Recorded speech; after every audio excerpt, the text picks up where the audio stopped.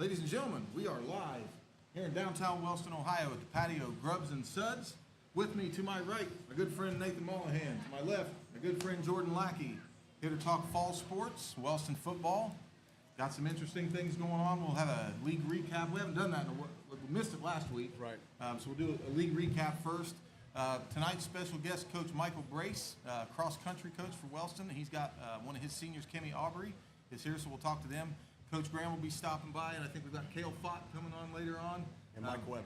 Hot man returner for Wellston, Cale Fott, and Mike Weber, senior kicking specialist, accounted for 12 of 18 points last week for the Rockets. Yeah, I've been catching some big touchdown catches this year. Hey, he's looking good out there. There's some good stuff going on. So it's a beautiful night out. Of course, it's the Hilco days, so a lot of us have memories growing up of the Hilco days when they used to line the streets all over town. And so it is coming back. You know, you walked down through town last night. Me and my wife and my family walked through town last night. It was nice to see because it looks like it's growing again. So I know a lot of those folks behind the scenes, there's a lot of, just like every booster club, the Hilco Club, I'm not sure what they call them, the committee. I just want to say kudos to them because there's a lot of hard work that goes out there. And not many people volunteer to do stuff like that. So thank you to them, and come out and support them. We've got a good lineup for the night, like you said. Got a good crowd out here. The weather's beautiful, Jordan. Yeah, hey, I'll tell you what, it don't feel like September, does it? Oh, it feels beautiful right now. I'm loving it. Yeah. Well, we kind of break because it was about Tucson, Arizona earlier this week. Feels like we're there right now. Had it up in the mid-90s, but yeah, you're right, man. It's gorgeous. We say this every week that we come on here. This is a live broadcast. The patio is open, so come down. We'd love to hang out with you. Awesome crowd out here tonight. Yeah, like Nate said, man, good crowd. A lot of people. So Next week we'll have the band with us. They're going to be out here performing. So as we come on, they'll be performing their fight song. So it'll be pretty cool to see that. So make sure you tune in next week for that. that's the hope. So while we're giving shout-outs, of course, special thanks to Keith and Wendy Henry here at the Patio for sponsoring this show, putting this on. Great atmosphere. They've done a great job with the place. If you have not been to the Patio, Grubs and Suds in Wellston, come and check it out. One of the nicest outdoor bars you'll see around. Great food, great people. So come and check it out. It's beautiful out here, Yeah. for sure. It's awesome. So with that, TVC recap. We'll try to cover. I've still got my notes from last week, even though we didn't get to it. So I've got some week 2 notes, and of course week 3. Week 3 was pretty nuts, pretty crazy. Nelsonville wins 47-19 over Liberty Union, and after they had a couple of games where we were kind of wondering if Nelsonville was ever going to show up. They shelled out in this one. What's that? Makai Williams with 258 yards, 5 TDs, no INTs, Passing. 12 for 14. Yeah. Passing. He's an athlete. Pretty solid. And of course, his right-hand man in the offense seems to be Brandon Inman right now. Landon Inman. Had 6 catches, 174 yards, 4 touchdowns in that game. Gavin Richards, senior running back, another 10 carries, 121 yards. Nelsonville had 432 yards of offense.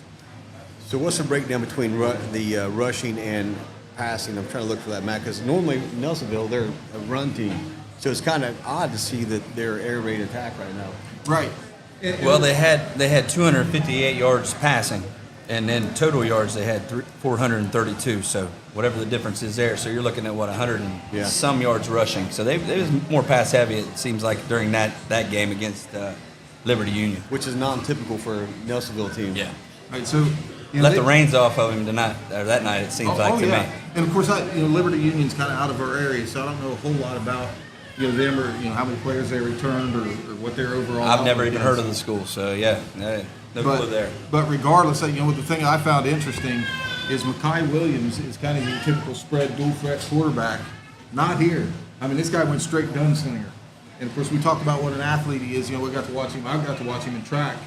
Back in the spring, and he's an 11 200-meter dash. So this guy's an all-around athlete, and for him to be the captain of that offense, man, they really shelled out at that game. It's refreshing to see a coach like Nelsonville, like we talked, their run-oriented offense over the years, adapt to a guy like That's him. the key word right there. I'm glad you said that. Because normally they try to make them fit into their offense, and they don't exceed to the level of their potential. So it's good to see that. I think it's important for any coaching staff to really adapt to your talent.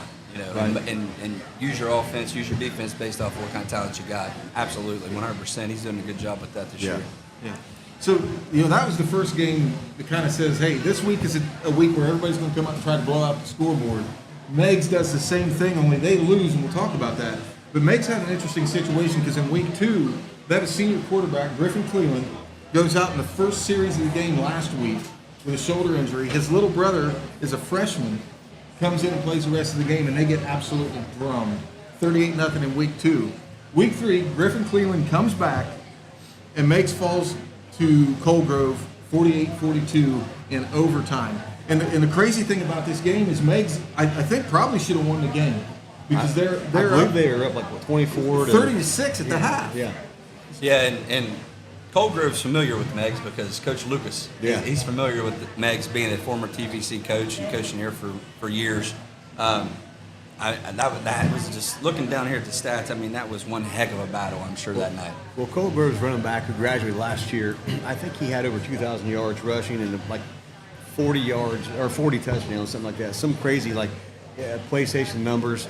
But we all know Coach Lucas. Of course, he's going to come up and pound you. And if you don't have a front line that can stop that offense of them, then it's going to be hard. It's going to have the situation they had where they can make a big comeback. So, yeah, that would have been a fun game to be at. Unless you're a Meigs fan. And Coach Lucas, he's known for making those halftime adjustments, and I'm sure that they made a few adjustments at halftime, and that made probably the difference in the ball game for him. Well, and some of my notes here that I've got about Meigs, and this is why we stress a lot on the show, and we talk about it on the radio all the time. Clean, disciplined football matters, especially for a team that is having a rebuild year or whatever. Meigs is in the driver's seat 30-6 at the half, and then everything goes against them at halftime. They start having problems with cramps. The article I read said that they had 5 senior starters on the bench at the same time with cramps. So that's going against you. They had, and this is the kicker, guys, 12 penalties, 110 yards in the second half. And that's the things you can control. And like we talk all year long, when you're a team who's trying to, of course, like Meigs, they've struggled the last couple of years to get back up to where they used to be. But when you go out there and you get a lead like you have, the only thing you can do is hurt yourself. Play smart. When we talk about our Rockets, just play smart. We talk about that over and over and over. There's things you can control, and that's the things you can control, is to play smart. So then, and on top of all that, they throw a pick and then fumbled in their own end zone. It was recovered for a touchdown. So, 34-30, Colgrove has the lead in the fourth quarter. This thing goes into overtime. What happens in overtime? In overtime, Meigs fumbles on their first possession, and then Colgrove cashes in on the next one, and that's the ball game. So, you got to play 4 quarters. I mean, that's great. You're up 30-6 at halftime, but that ain't going to matter at the end. At the end of the season, you gotta finish that game out, and you got to play all 4 quarters. You got to finish every play, and then move on to the next play and finish that play. Yeah. And that's how you got to think when you play this game. We all kind of had the Vinton County game last week, kind of pegged as game of the week. It looks like that might have actually been it. I'm with you, man. I would have loved to have been at that point. Yeah. Just to see it all transpire. Well, just watching Coach Lucas over the years, him and his dad both, their teams are always big, physical, and strong when they're going to be there at the end of the game. And if you're not physically ready, they're going to pound you into the ground. And the fourth quarter comes around, if you haven't prepared for them, what's going to happen is what happened. Next. So, congratulations, Coach Lucas, on that big comeback win. Right. And if you were impressed with the Nelsonville stats, look at the stat line for Meigs and tell me this isn't a team that should have won a ball game. Griffin Cleveland finishes 13-27 for 369 yards, 5 touchdowns. Wide receiver Dylan Howard, 6 catches, 234, and 4 touchdowns. Wide receiver Conley Burnham, 4 catches, 122 yards. So they had well over 500 yards of offense and couldn't cash in. Yeah, I mean those penalty yards come into play, right? Big time. And you can make big plays up and down the field, but I mean as soon as you shoot yourself in the foot, you shoot yourself in the foot again, then you're on the other side of the 50 and you're not in. Then you're at a 3rd and 25 situation, and you're against the 8 ball. Right. Yeah. So moving on into TVC Ohio, Alexander 58, Belpre 0. Now Nathan, I think you said Belpre's kind of in a rebuild phase too. I think they've been in a rebuild phase for about the last 10 years. So their program has been struggling. They've struggled for a while now, and we talked about this before the show. Growing up, or when we played, Belpre was they were tough. Team, yeah. They always had good athletes across the board. But for some reason in football, their program struggled the last probably 5 to 10 years. So it's sad to see, but I know their numbers are down. I think last year they almost had to cancel the season because their numbers were so low. So hopefully they can get the numbers back up and get back up to where they were. Because I mean, you look at their area, their location, they have the perfect location to get good athletes. So hopefully they can get that thing turned around. Yeah, they're down one of those areas where, sometimes the kids will all kind of say, hey, let's go here, let's go there. So unfortunately for them, they're one of those years where they're not going there. Right. So, but back in the past, they had guys like Guy Early. One of the guys that really steps out in my head, he was a heck of a player for Belpre back in the early 2000s. Receiver, defensive back, made some big plays for him back in the day. Yeah, they were always tough in every sport. Yeah. And that's not to take anything away from Alexander. They're trying to get the train rolling. It finally came out in this game. They've had a lot of problems with drops from their wide receivers and some penalty issues. And it kind of looked like that's the way this game was going to start. They gave up a couple sacks, had a fumble, had a punt block. So they had some things going against them, but once they cleaned that up, everything seemed to go well for them. Running back Isaac Waller, 9 carries, 123 yards, 3 touchdowns. QB Jordan Schultz, 10 of 16 for 185 and a touchdown. That guy can throw the ball. Watching him last year, he could sling it. He's got a really good arm, really good wind up, and just does everything right as a quarterback. I can imagine how frustrated he's got to be because there was a lot of drop passes just last year watching him. So it seems like that trend may be continuing. Hopefully those receivers can get it down for him because as a quarterback, when you put the ball in the money and then you watch it bounce off a guy's chest, it can be disheartening. So yeah, and if you look at his stats, I mean, he was 10 for 16, 158 or 185 yards, 1 TD. So he would probably rather see 14 for 16 or 13 for 16 there, and I'm sure that that comes into play big time in the game where the game's a little more competitive. Right, he's a good quarterback. And of course, another guy that we talked about a few times for Alexander is Logan Jenkins. His dad's actually from Wellston. Aaron, I grew up with Aaron. I went to school with Aaron. Had a nice night, 4 catches, 108 yards, 1 touchdown, and had a pick on defense. So starting to see Alexander gel a little bit. So Wellston starts league play against these guys next week. Better come ready to play. It looks like Alexander's finally starting to get some things out. We got about 2 or 3 minutes till break, Mike, I think. So we'll try to crunch the rest of this real quick here. Athens fell to Marietta 28-19. Running back Alex Perro, 23 carries, 109 yards, and a touchdown. Braden Young, quarterback for Athens, 10 of 16, 185, 2 rushing touchdowns.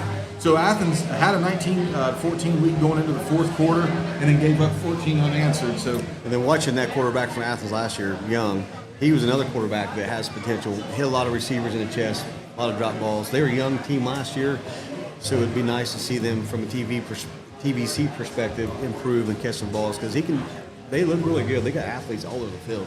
Yeah. So I'm real familiar with him, but yeah, it looks like he was had the same numbers as the Schultz boy from Alexander, 10 for 16, 185 yards, 2 rushing TDs. Yeah. So must have some wheels on him. He must be able to get downhill a little bit when he runs the football also. Watching him in person last year, I was really surprised how much better they were in person versus their record.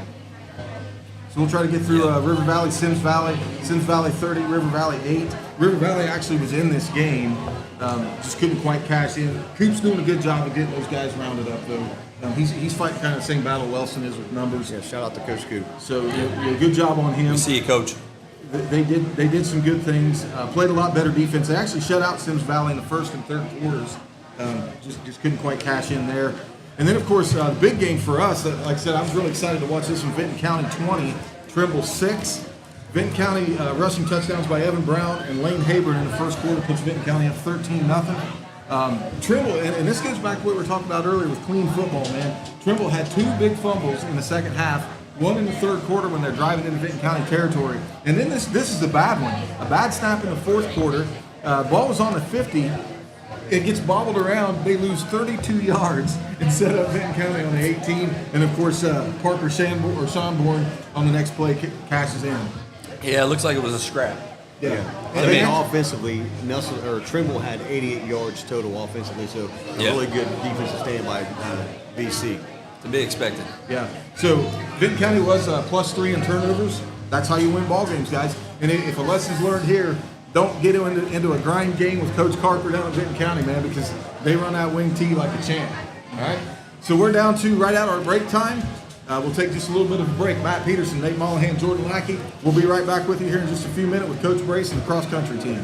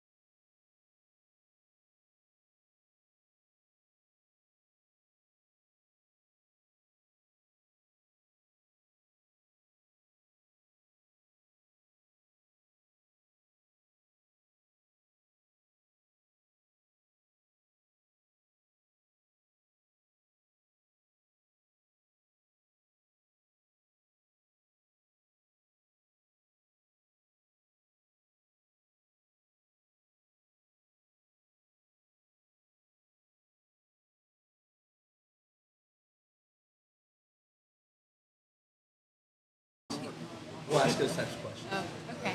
Okay, ladies and gentlemen, we are live back here at the Patio, Grubs and Suds in Wellston, Ohio. This is the fourth installment of Thursday Night Lights presented by the Patio. I'm Matt Petersen, Nathan Molihan to my right, Jordan Lackey to my left. And we are happy tonight to have Coach Michael Brace with the cross-country team and one of his seniors, Kimmy Aubrey. So we'll get to talk to them for a little bit, and then once they're finished up, we're going to bring Shad Wonders is here with the Pee Wee guys. Right. He's got a couple of players, so got some exciting stuff for you this segment. So, Coach Brace, thanks for coming on, man. It was a little bit short notice. We're trying to, I was telling you before the episode here, a lot of these fall sports have Thursday night events. So I'm trying to catch these guys when they have, he happened to have a Wednesday night meet. So we appreciate you coming on short notice.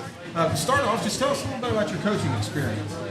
Well, this is actually my first year coaching cross country, so it's kind of been trial by fire. Right? So other than that, like I said, I coached basketball mainly throughout my career. Okay. So we're not, a lot of people don't keep up with cross country. I know that's kind of one of those sports that just kind of, you get swept under the rug, kind of like golf, which you play. We'll talk to you here about that in just a little bit. How's the cross country team look this year? Well, we just competed, as you said, last night we competed at River Valley, and our average time overall would put us in third place. Points-wise, we ended up fourth place as an overall team. Okay. How many teams? Well, that varies according to meets. I mean, every one of them is a little bit different. I mean, Kimmy here finished fourth place last night overall. All three meets that we've had so far, she has beat her previous times, so she's ahead of schedule, so to say. We have 4 seniors all in all, and like I said, we're all kind of getting a feel for each other and so on. It's one of those sports, like you said, that doesn't get talked about much or anything, but you know, these kids, they're going out and running 3.1 miles basically, you know, as fast as they can go, and to me, that's self-torture. So, I agree. And the guys to my right and left here are distance runners. I am not. I ran 1 year track in high school. I was a hurdler, and that was fine for me. Give me my 110 and my 300, I'm done. We come down and watch the invitational down at the Rocket meet there, and that was pretty impressive because of all the teams that were down there. Me and my wife went down, and just all the participation from other schools. I think it's kind of just really impressive to see how many runners were down there, both for the girls and the boys. Yeah, I'd say we had about 1,000 people there all in all. I mean, it was pretty impressive. Yeah, it was a huge turnout, and that's good for our community because you get that many people in the town. For that, they got to eat, they got to get gas, so it's good for everybody. So it was awesome to see the turnout. And of course, every time you turn on the Facebook or the paper, you see Kimmy Aubrey's name in there about something. Yes. You know, of course, she's in everything. Yeah, and she's anything she competes at, she does well at. She does, you know, of course, it's in her blood. I know her mom's very competitive, and you know, so it probably the apple doesn't fall far from the tree. So Kimmy, I guess, what's your favorite sport? Of all the sports that you do right now, what's your favorite sport? Oh, I would probably say basketball and track have my heart, pretty much. Basketball's in her DNA. The difference between track and cross country, kind of give us, because a lot of people don't know, I guess. Well, like, I mean, cross country, you're running 3 miles, but like track, I'm running anywhere between 400 meters and 200 meters. Very short, but very fast. So it's just different pace, like, of running. Right. To me, that's impressive. Yeah, Because it I is. know what it takes to be a sprinter, and unfortunately, I know what it takes to be a distance runner. and for her to be able to do that in 2 different seasons, it is nice. I mean, we watched her, of course, you know, Hannah runs track, so she's a freshman, so I got to watch Kimmy all year. They actually pulled her out of the 4x1 team to run, I think it was a 200, and that was halfway through the season. Yeah. And I think you wind up qualifying. I did. in I the 200. qualified to go to regionals, and I've never ran the 200 until they pulled me out of it and tried it out. Yeah. So very, very impressive athlete here to our immediate left. We try to keep this focused on fall sports, but I want to talk. We've got a couple basketball personnel here. Coach Brace, you kind of last minute. Coach Elsesser resigns. Got to talk to you a little bit before. You said that was kind of the plan going forward anyway, just not right now. Yeah, you know, that was, you know, when we did this all, you know, to start with, he kind of brought me out of retirement to help. The deal was he wasn't going to do it unless I did it with him. And the goal was for us to go and go about 3 or 4 years, and then at the end of that, then he was going to go off into the sunset or whatever, and then I was going to attempt to take over the program and keep going. It just so happened his timeline sped up a little bit, as a surprise to all of us, but things happen, and we're pushing forward and getting ready to go. Yeah. Well, kudos to you for stepping in. I mean, that's a big deal. And one thing I'll say for, every coach has, open gyms and off-season workouts and things like that. Sometimes kids don't always want to show up. One thing I'll say for you, Coach, kudos to you for, if there's one kid shows up, you're there. Yeah. So anytime you're ready to work, these kids show up and they put out. So Kimmy, you're getting ready to go to your senior season of basketball also. Run point guard. This season should be pretty exciting because we got Lauren Cheatham's coming back, right, off of a knee injury, so that's a big presence inside. We return you, Allison Kilgore, and Maddie Potts. So this should be a pretty good girls basketball program. Well, don't forget, we've got Boggs, who's back. We've got Sammy, who will be a senior this year, so we have 2 bigs. Sammy stepped up big time last year, put up over 100 points. Yep.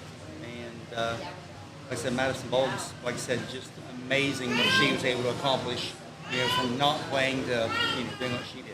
And we lost 3 seniors from last year's team, which we'll miss. Yeah. So, with some depth on the bench. Pretty solid, sounds like. Yes, some good things coming for girls basketball. So, cross-country times, you're on 3.1 miles. Yes. What's your time? Well, my best so far is 23:10. That was my second race that I ran. Nice. Okay. And that's pretty impressive because that's not just on the road, right? When Yeah, you say and for- cross country, it's It's different hill. type of Yeah, terrain. yeah. And for this season, I wasn't very sure we were gonna have a season. Thank goodness he stepped in because we didn't have a coach because Mr. Mantell went to football, and so that left us with empty. So the whole summer, I just focused on golf, which is fine, until the end of 2 weeks of summer. And then I heard that we were having the season, and I was like, oh man, I need to start running now. And that's not So- something you can get really good at in a week. No, No. not at all. So of all of your accomplishments, what has been your, I guess, the most proud as an individual and then as a team? You mean for any sport? Yeah, for any sport. Okay, for as a team, definitely when we beat Vinton County, for sure. That is probably, Pretty as intense. a team, that was Yeah. the best feeling ever, and I'll never forget it. As an individual, just qualifying for regionals in track. Yeah, Every that's year huge. of high school so far. So that's one of my proudest moments. Well, congratulations on both of those because those are both huge feats. Awesome. Well, we're about halfway through this segment. Jordan, you got anything for him? Go ahead. What's some goals that you have for the next year? Oh, for after school? Yeah. I would like to see myself continue running or even trying to play golf somewhere or just continue my education. Yeah. So what's your golf score on 9 years? So I'm averaging anywhere between, my lowest so far is 42 and 46. So somewhere between there. Much better than I. If I were, That's my putt-putt golf score. Got me. and that's another sport. So all of these things that you do, people don't understand the amount of time and dedication it takes to play these at least at a proficient level. I mean, my gosh, if I hit the golf course now, make America's Funniest Home Videos maybe, that'd be about all it's good for. So kudos to you for all the work you put in. Hats off to you. Of course, we wish you the best of luck going forward. Coach, Thank you. Thanks again for coming on. One other thing, she's also taking college classes Yeah? in there and taking classes at the high school still. Fantastic. Yes. Plus doing all these everything else that she does. Crazy. That doesn't surprise A me at all. lot, but nothing else I'd rather do. There you go. So this is an elite player in life as well as on the field. So, Kimmy, thanks for coming on. Thank you. Congratulations to you. Best of luck to you. Now, we're about halfway through this segment, so we'll get the PD guys on here coming up. Coach, thank you very much. Sure. Thanks again, guys. Good to see you. Kimmy. Good to see you. Thank you. Thank you. Shad Wonders, got some little men for us? Hold up, Chad. So Shad is the second and third grade, or third and fourth grade. Second, third, and fourth Second, grade. third, and fourth grade coach of Wellston's Come on up, Little fellas. W Club PD program. I recognize one of these guys. Shadrach, who's the buddy you got with you here? Brantley, Brantley, what's his last name? Harper, Brantley Carter. Hey, first of all, fellas, stand up and show those jerseys off. Those things are nice. Stand up. Stand up, show the Yeah, camera. let me see. Let the camera see them. Those are sharp. Yeah, and they're reversible, right? Yeah. There's a gold on the inside. Gold on the inside. Those remind me of the uniforms we had when we were younger. So, or actually back in high school, about 40 years ago, I think. Those are sharp. Guys are looking good. So what grade are you in, Shadrach? 4th grade. 4th grade? And Brantley? Solar. What's that? Third. 3rd? Okay. Sorry, I got one ear plugged and it's supposed to be helping me, but it doesn't always. So we got a 3rd and 4th grader. Shadrach, you play center, Yeah. right? And Brantley? Middle linebacker. Middle linebacker. Right guard. Okay, and right guard. We just lost ears? Okay, no worries on the ears. I'll kill that so I can actually hear these guys. So, Brantley, what's your favorite part about playing defense? You get a hit. You get a hit. That's that's the guy right there. And Shadrach, do you play defensive line too? I play defensive end and I play a little bit of linebacker sometimes. Okay. So, out of all the stuff that you're doing, what's your favorite? Probably defense because I like to tackle people. Like going after that ball. Yeah. It reminds me of somebody. Like father, like Got a son. nose for it. So now you play right guard on offense. You're trying to pancake people? Always, right? So how do your running backs, do they always give you a big heads up and thank you after the game? If not, you got to get on that about them. Get on them about that. Absolutely. That's, you guys are leading the way, right? Yeah. Yeah, you guys are the most important part of the game. You guys don't do your job, nobody does their job. So it starts with you guys. So don't let anybody ever tell you any different. Nope. You guys are the most important fellas out there. Yep. Those little running backs, the pretty boys, they depend on you They're gonna be able guys. to get no yards without you guys. That's it. So Shadrach, how is it playing for your dad? I have 2 boys that play for me, and it's pretty tough for them. So how's your dad? Is he pretty tough? Yeah.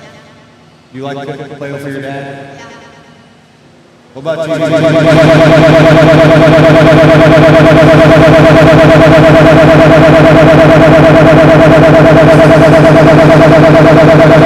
Practice, what do you do? What's your first thing you do? We start by doing our stretches, and then we'll do sprints and bear crawls and stuff like that. And then usually we'll do first team offense, and we'll work a little bit on defense. Nice. So you guys really enjoy it? Does it wear you out at nighttime? Yeah. It's a lot of fun. So Shad, since the last time we talked to you, how's things going?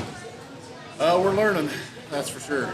But we had a rough game against Alexander. They put on us pretty good.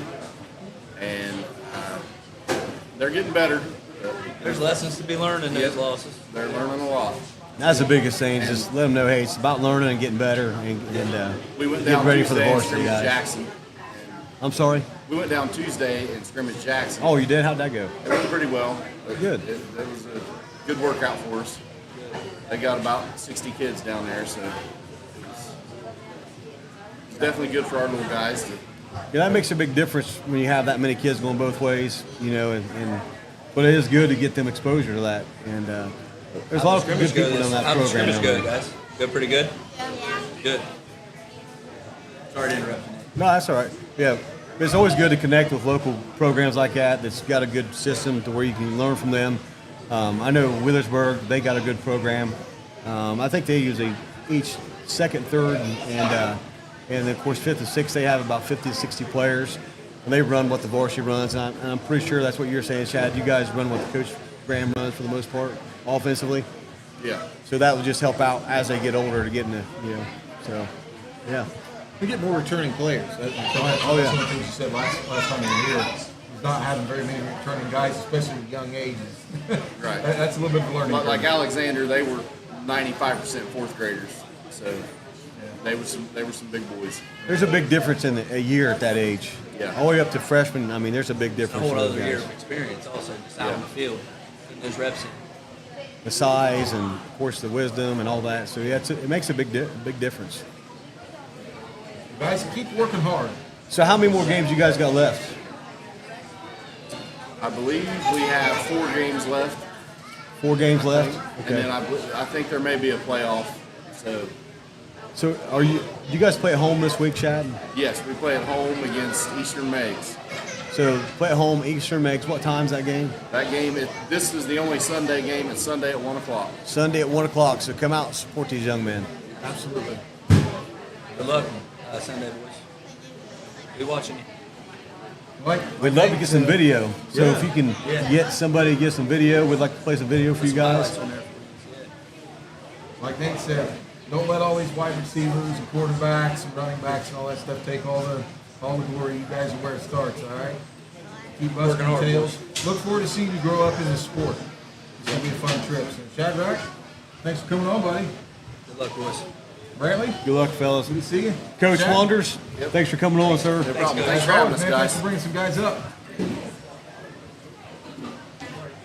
Okay, so that'll wrap up our second segment. We've got Coach Graham is here, Cale Fott is here, Mike Weber is here. So that'll be our third segment coming up. Matt Petersen, Nate Molihan, Jordan Lackey. We'll be back with you in just a few. Need to fix that mic again.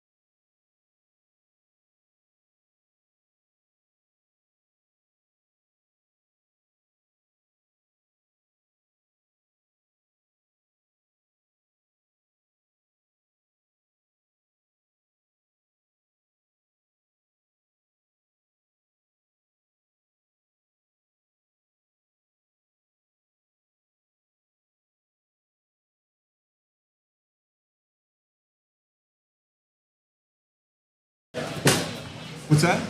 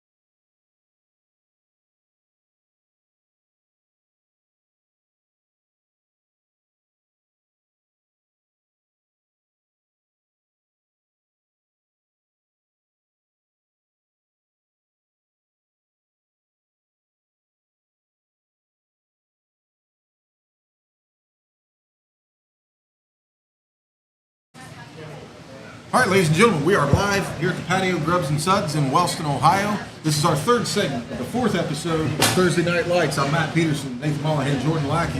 And for our third segment, we are happy to have Coach Graham. He's off to the side right now. We've got a couple special players here with us tonight. Mike Weber, senior kicking specialist and jack of all trades, kind of, for the Golden Rockets now. And Cale Fott, wide receiver and kickoff return specialist. So a lot of special teams action going on here tonight. We decided to elect Mike Weber player of the game for last week's game against Minford. Perfect on extra points, accounted for 12 of 18 points, had a receiving touchdown, a 25-yard field goal, and perfect on extra points. So, Mike, thanks for coming on, man. Thank you. I'm sorry? 36 yard. field Yeah. goal. So our math was off up in the booth. Got to excuse our eyes. Might need to check my glasses. That was a big time field goal because that's something, as we all know, Wilson hasn't had for a long time. Long time. He was a guy can kick from that far out. We can get extra points up, not consistently, but since Mike Weber come around, he's really changed that whole aspect of, because a lot of times we're going for two because we can't kick. So when Mike come around, it's nice to see him because we can go for one if we need to. And then it was really awesome to see you get that big long field goal, Mike, especially your senior year. And then you come up with a big touchdown. So congratulations. It's good to see your hard work's paying off. So how's practice go for you as a kicker usually? Doing other positions, I pretty much do that the whole practice. I gotta stay after a lot to get my kicks and just get reps. Nice. So you played wide receiver some in the past. Yeah. This week moved some to wing back. How's that transition been for you? It's a lot more blocking. You're in the front seven a lot, but you get flexed out a lot, so you still gotta catch them. Yeah. But I can say one thing, his work in the weight room shows. Because I remember this kid coming in as a freshman, and he might have been 120 pounds soaking wet. If that. And he's a stout kid now, and he can play some football. I think he's a playmaker out there. I mean, I've been impressed so far with what you've been doing out there, buddy, as a wide receiver. And hey, keep going, man. Both you guys. Thank you. Yeah, the effort out there that you're putting in on kick returns and out there on defense, man. Keep working. Keep working. Yeah, I played with your dad back in school. Actually, your dad was my first friend when I moved from Benton County down here in third grade. So we go way back. And your dad was one of the best football players that ever come out of Wellston. Don't let anybody tell you any different. Oh, Shannon Weber. Me and him go way back. And then, of course, you got Rob Kent back there in the back there. We played together. So it's good to see these old school guys. Scott Fott out there. It's good to see. It's kind of, I remember listening to Bob Walton on the radio, and he would talk about, I think it was actually Rob Kent was running the ball or was making a play. And he called him Bob Kent. And so, to me, I feel like, how can Bob be that old where he played with Bob's dad?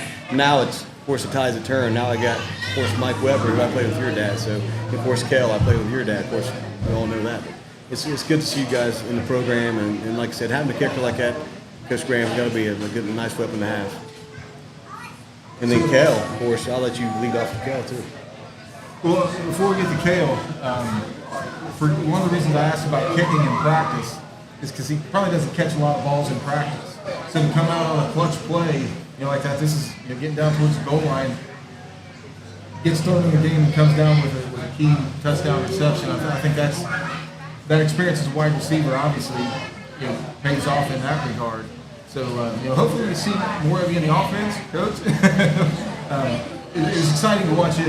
Best of luck to you as a kicker, man. Like I said, it's exciting for us. I think, and I may be wrong because I was out of the loop there in the early 2000s, but I think the last, what I would consider a good kicker that we have is probably Derek Wallace in the late 90s, and he was highly underutilized. I don't know, did he have anybody past that? We had Jeff Jackson. He was a pretty good kicker for us his senior year. He came out and kicked. But it's been a while.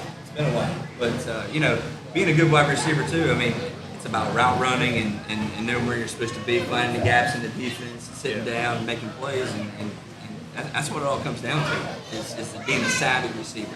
You don't necessarily just run that route. You got to find those openings, and you guys are doing a pretty good job. A lot better last week, too, I think. So as a kicker, It's an improvement for sure. how do you deal with pressure? Because that's one of those, it doesn't matter if it's an extra point, field goal, whatever, all eyes are on you. Is there anything that you do to kind of calm yourself down? Or? I just gotta not worry about the snap and hold, just put my head down and kick it. That's what they tell me to do. It's helped me a lot. It's working. Yeah. So again, perfect on PATs, with a 36-yard field goal and a receiving touchdown. So Mike, thanks for coming on. But we'll move on to Kale now. Kale's an exciting player to have on because he's we kicked around whether or not to make him player of the game last week because he had 219 yards in return yards. And if you had to if there was an award for the most electric player on a team, I'd say it's definitely this kid, man. This is a straight athlete right here. So tell us about these kick returns. Do you ever argue with coaches on whether or not to just run straight? Yes. All the time? Yes. He always tells me to run straight. Well, we made it kind of a joke. I think it was last week against Fairland, or week before last against Fairland. I made the comment that there was one return, I'm pretty sure he ran 100 yards to get 45. Yeah. He's like the Terminator out there, man. He'll just knock him down, and then he's pulling guys, and he's ripping through, and sometimes I'm like, hell, just go down. You know? Yeah. But hey, it's impressive, man. He keeps his feet driving. He doesn't stop until he's on the ground, which is exciting to see. And I can remember last week during the game, I got a really good friend. It's a Memphis guy. And he texted me, "Hey, who's this number 15 you guys got?" You know, so other teams see that. And it's exciting to see that. I know you put a lot of hard work in AP prep in the off season. I know you did a lot of hard work with Coach Graham during the season, off season also. But it takes a lot of work to be a really good football player and to kind of be on that, I guess, kind of get where you want to go. So kind of tell us about your work ethic, Kel, your regiment. Well, during the summer, every day I just lifting and doing speed agility stuff, just getting myself prepared for the season. That's all I was focusing on, getting ready for football. I can remember maybe Coach Woodruff giving you a hard time about those one-handed catches. But that came in handy last week. You made a one-handed catch, and I was like, "Hey, looky there! It actually worked out for you." So, I mean, you just never know what kind of scenario you're going to be in. You see these guys all the time have a DB with the arm around him. That's all you got is one hand. Sometimes so you just never get that other hand up Yeah, there. so good job on just kind of going above and beyond. And you know, sometimes we got to work on the fundamentals, but there's just times that fundamentals don't come into play. You just got to make a play. So you made a big one-handed catch, and there's a lot of these returns that you're just one more tackle away, and then it's going to break it loose. Yeah. And then, of course, you caught a nice ball. Johnny threw a perfect pass over your shoulder. You made a nice catch, and one more. I mean, it's just exciting to see you get out there to the edge. And I'm just waiting for you to just have a breakout game. So I know I've kind of ate up all this time, but No, that's okay, because one of the things that I think it's nice to have a couple special teams guys on here. Of course, you're a wide receiver too, and I'm sure we'll talk about that more throughout the year because you've got more to show at that position. But it's so important to have solid special teams. Any elite college coach will tell you that. I'm sure Coach Graham agrees that that's a key. That's no less important than offense or defense. And to have a return guy that can set up your offense in a pretty good position. I mean, we've got probably an 80% chance of getting the ball on our own 40 plus just about every drive because this guy's so proficient in the return game. And as receivers, you guys got opportunities downfield to make plays for other guys to make big plays down the field. You know what I mean? Believe it or not, a lot of these guys are running off your hind end, making these big runs and stuff. So keep up the good work. I've been seeing you guys make plays down the field, staying on your blocks. Keep going. Keep going. And sometimes we'll get another win. I'm sure we'll talk about Coach Graham about the next segment, but had another couple of big returns against Memphis, and they get called back. And to me, that was a couple of game-changing plays right there because I felt like we were competing. We were really in the driver's seat in that first quarter, and then just had a couple of holding calls. So, how do you overcome that frustration? I really don't. I'm just thinking, well, I'm gonna do it again. Next play up. I'm gonna do it again. I'm gonna do it again. I'm gonna do it again until I can. Yeah. So how's the mentality been of the team after a couple of hard losses? I mean, you guys, of course, game 2, game 3, and then this week could be probably some of the toughest teams we'll play all year. So how do you guys, I guess, staying together, keeping your heads up, keeping your minds right? Well, we go into every week thinking, well, we're gonna have a chance of winning no matter what. We can win. We can beat anyone if we work hard enough. We put in the work, and I think we've been doing that all week. We've been getting prepared, and I think we have a good shot at winning tomorrow. Yeah, I do too. Starts with believing it. Yeah, man. you got to come out and believe. I got you down on the pick'em for the win. Yeah. All right, so. You have to believe. If you go into a game and you don't think you can't win, then I don't want you on my team. And I know Coach Graham's the same way, and I respect that. You got to go in. I mean, I don't care how big the giant is. The giant can fall. And you just go in, and if everybody does their job, we say it over and over and over. Do your job.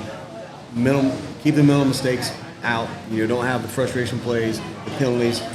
Keep yourself in position to win, and that's big. Is not having the penalties. The last couple of weeks, when we've had good drives, there's been some key penalties that's kind of pushed us back, and so keep going. Yeah, you guys going.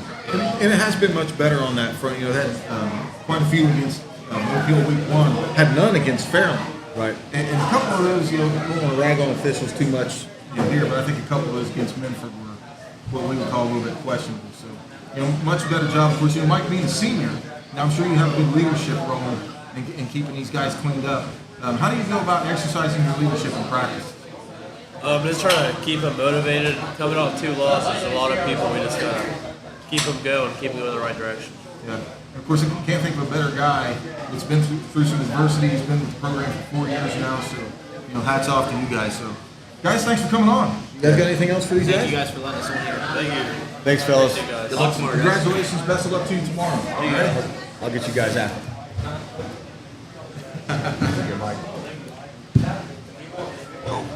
Okay, with that, that'll wrap up our third segment, right?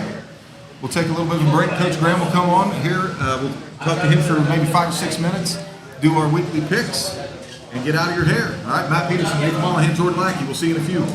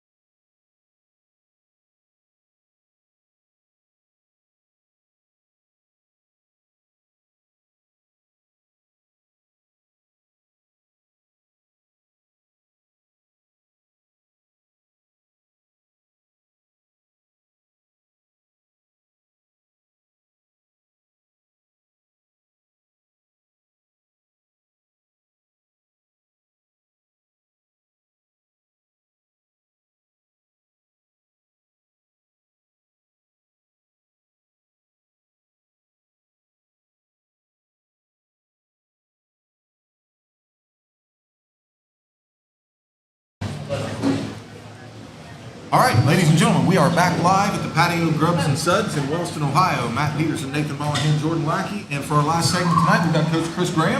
Hey, nice to be here, guys. 3 straight weeks talking to us, guys. Oh, yeah. So, we're going to go over the game of Menford just a little bit.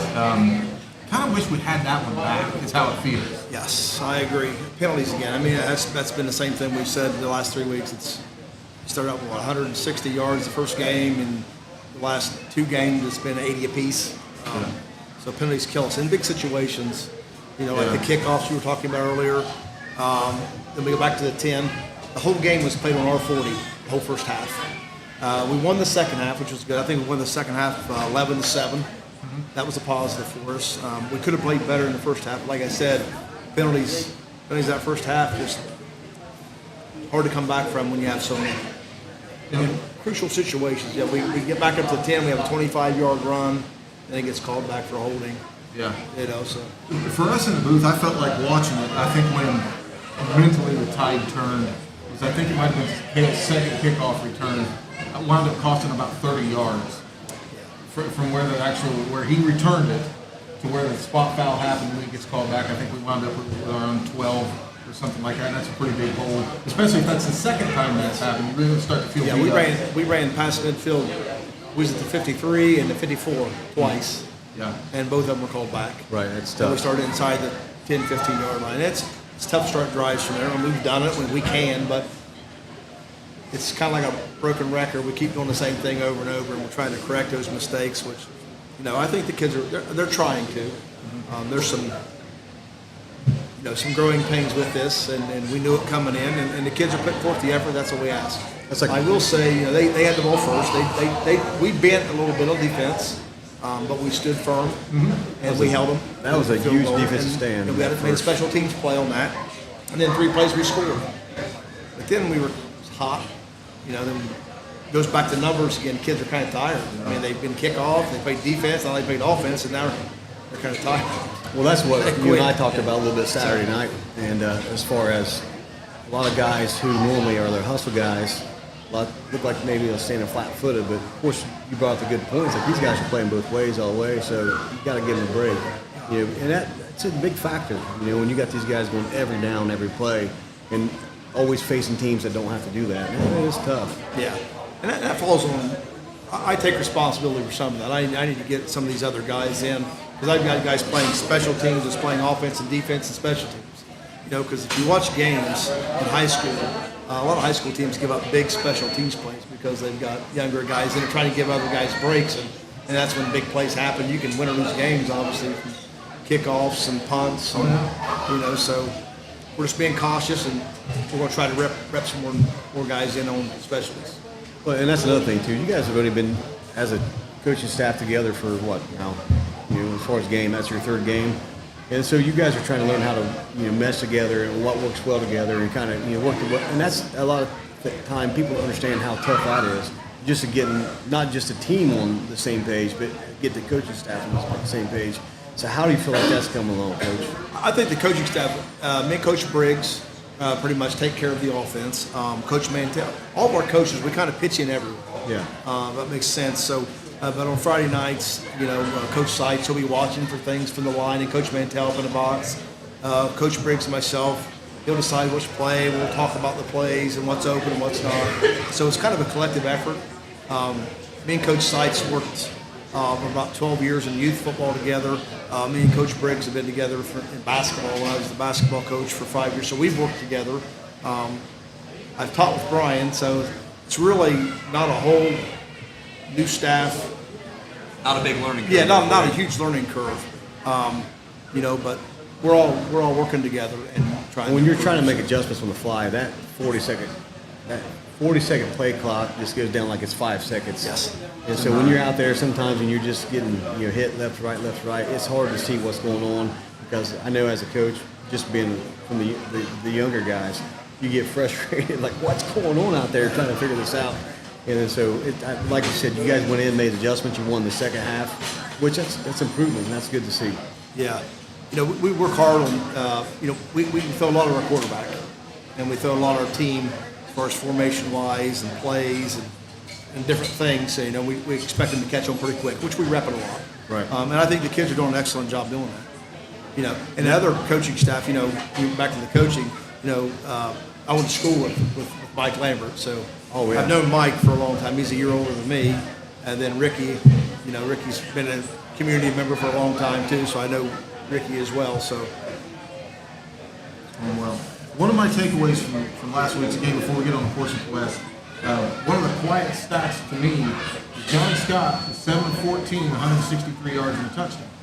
Of course, we waited a little bit to start throwing it, but I think that's one of the things we can take away from this game is that part of the offense seems to be coming along. Right, it is. It's always been there, honestly. We did some 7-on-7s. I think we did 3 or 4 7-on-7s this summer. We knew we could throw the ball. We got Kel, we got Weber, we got Mason, we got Evan Canner. We have several guys on the outside who can catch the football. It's again, we're trying to build that core and then go off of the core. We got to do the core first before we do the other stuff. Have some success. Yes. Yeah. Build on. And I think we're doing that. Yeah. We're moving the ball on the ground. He looks really good on a run outside the pocket, looking real nice out there. Looks comfortable. Making reads. It's with any game. Me as a guy, I feel the running game is one of the most important things. You have to have front line control. In the trenches, you got to have control of the line. And then we can go from there. A lot of coaches will throw just to throw. I like to make sure we can get ground control, and then we can. Now we can be more effective throwing the ball. If you can't run, then they know you're going to pass, so then it kind of sets you up. So we're trying to get the ground game on track. Yep. So moving on to Portsmouth West, these guys are coming in 2-1. Their only loss is that tight one to Fairland in the beginning. They run a spread a lot like us, but they're pretty run dominant too. Yes, they're heavy run dominant actually. They run several formations, but run the same plays, Albo's formations. They're big, they're physical.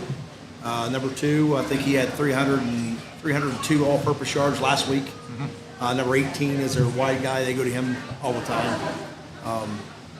they're big up front. I mean, and they play hard. They play hard every play. And I told the kids, they know what to expect. We've watched film all week, and the kids know what they're up against.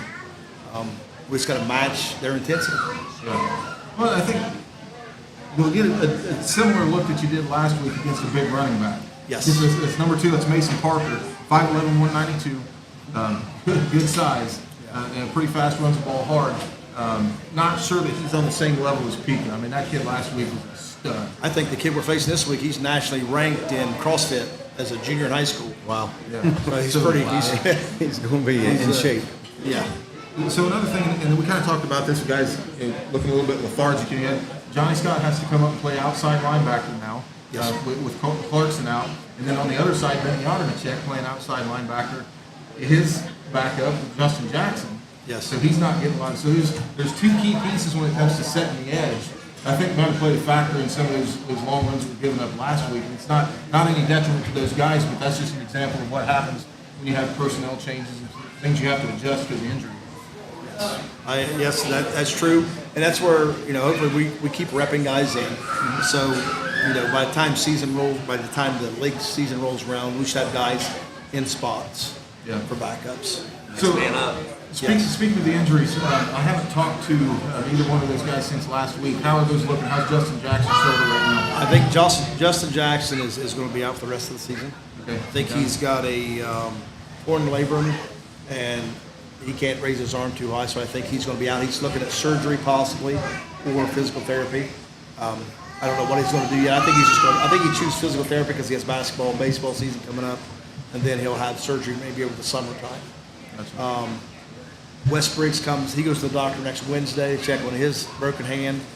Josh Clarkson, I think he's out. He may be back River Valley game. Okay.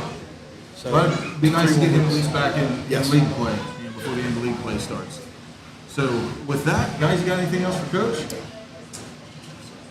Keep up the good work. I know it's tough. It's easy from the outside looking in, especially A lot different when you're out there. Yeah. So like I told you, that when I walked out of the stands last week after we got all our radio equipment packed up, a lot of the fans thought I was part of the coaching staff. So they came up saying, we want to let you know how much better you guys look this year. Keep your heads up. You guys are really improved a lot. So I passed that on to you, of course, last Saturday night. I just want to pass that on this show that people are noticing the difference in the team. So we know it's tough, and keep up the good work. Thank you guys. Appreciate it. Go Rockets. All right, Coach, thanks, man. All right, one more order of business for us. We got 5 games to pick. I don't know what the standings are. Just sent them to me. Okay. No, I think you're breaking up. That must mean. Let's see. Pick'em standing. Okay, I'm 10-5, and you 2 are 8-7. Not bad. So we'll see how it goes from here. Some feedback. That's all right. Real quick before we get into the pick'em, we didn't get to in our league recap. TVC standings, TVC Ohio standings right now. Nelsonville, Vinton County, both 2-1. Alexander, Ralston, 1-2. And then Athens, Meigs, and River Valley still looking for their first one. So last week before league play starts, although I think Vinton County and Meigs play this week because that's one of our pick games, so they're getting a head start on league play. But anyway, our pick'em games tonight. First Wide one, open. Still wide open. Jackson versus Western Brown. Who you got? Jackson. Jackson. I don't think it's any question, man. They showed up against Berg. I think they're finally starting to get in a groove. Western Brown, of course, lost their quarterback this year and went on to play at Ashland University. And they've struggled against a couple weak teams this year, so I think Jackson will probably win that game pretty big. So everybody's got Jackson across the board. Okay, next one, Vinton County Meigs. Vinton County, big. Vinton County. I got to go Vikings too. I want to pick against these guys, but that one's, part of me wants to pick Meigs because that quarterback did show up. And of course, one of the guys helping on a producer crew now is an old Meigs County guy, so he's sitting here nodding at me. That's my brother-in-law. Won't hold that against him.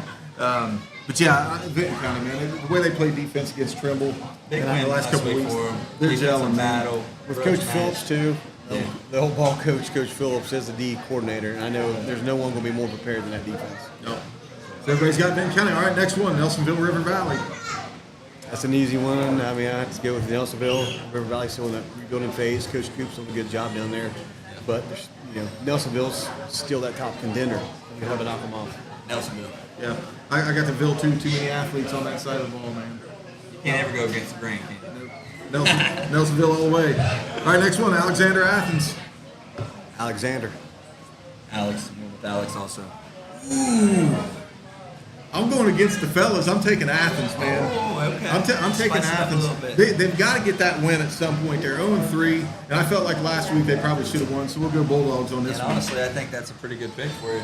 I mean, they played pretty well last week, and it seemed like they might have had the offense kind of flowing a little bit. So it's going to be a That's- going to be a football game this That's the week. toughest pick, man. Yeah. But I'll go Athens on that one. Yeah. And then, of course, last one, Wellston West.